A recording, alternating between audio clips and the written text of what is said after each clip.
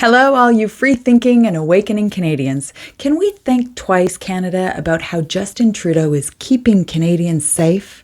I mean, it's been his catchphrase for years already.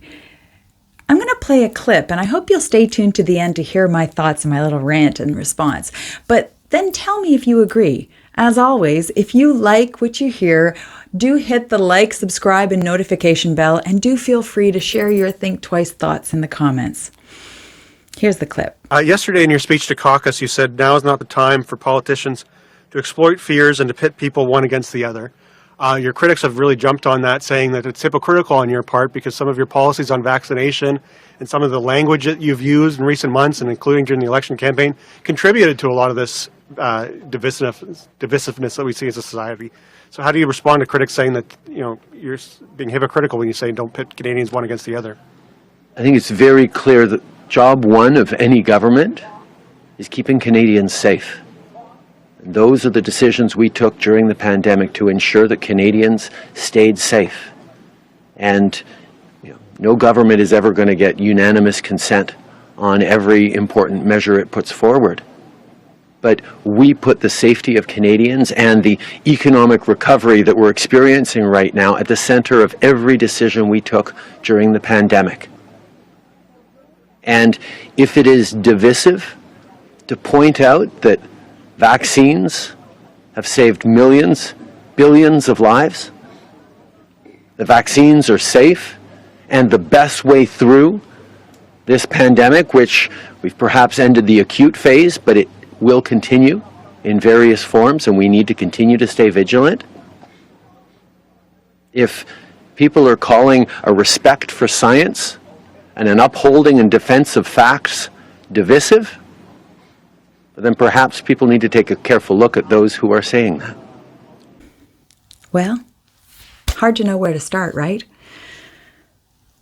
Mr. Trudeau, after 2.5 years, we now know you kept us safe from a virus that is and always was 99.7% survivable for most people with mild to no symptoms. Unless, of course, you are 70 years or older or already have several comorbidities.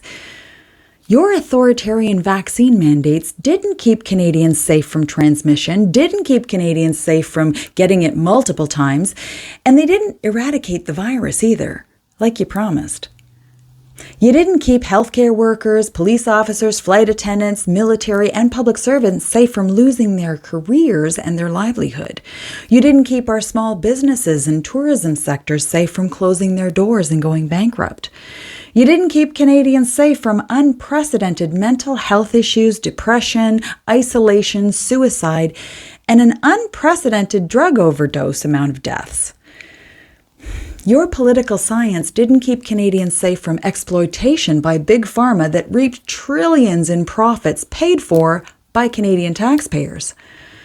You didn't keep us safe from the science that now reveals long-term side effects and that people who had natural immunity from COVID were more protected than those with the booster.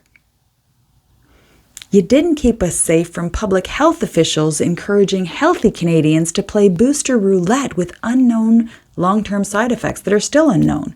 The same public officials who are now trying to normalize sudden adult death from unknown causes.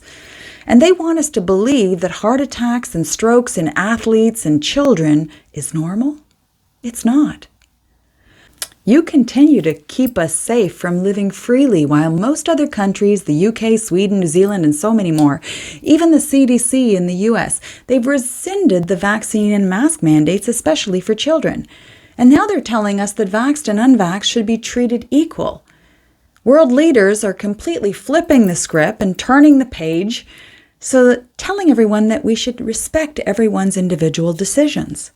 But you keep doubling down. You refuse to end the mandates for good, and your government is still fighting civil liberties organizations and charter rights in court.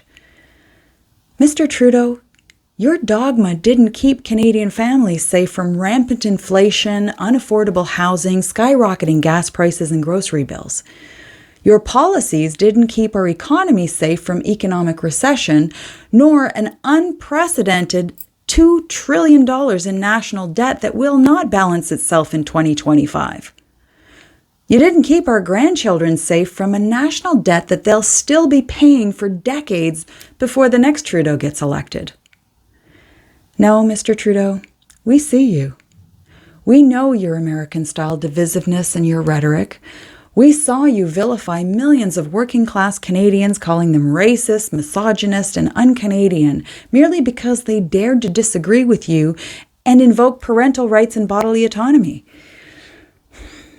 It is wrong for any Prime Minister to pit neighbor against neighbor, family against family, race against race, and all of this has consequences to our social fabric and our national unity.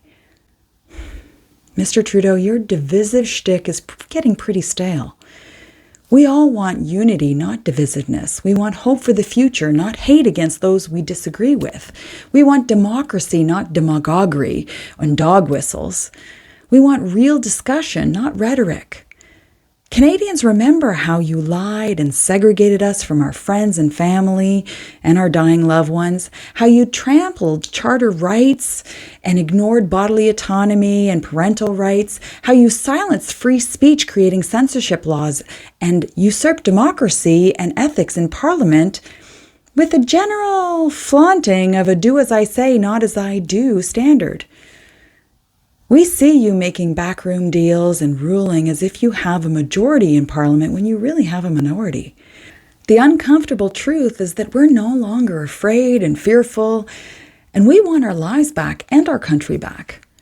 Canadians are waking up and thinking twice and remembering who we are and what makes Canada Canada. We may politely say sorry, a lot, but don't confuse that with blind trust or subservient compliance to our political masters. We see the mainstream media lies that you bought with our money, and will continue to think twice and question the narrative. Canadians are waking up.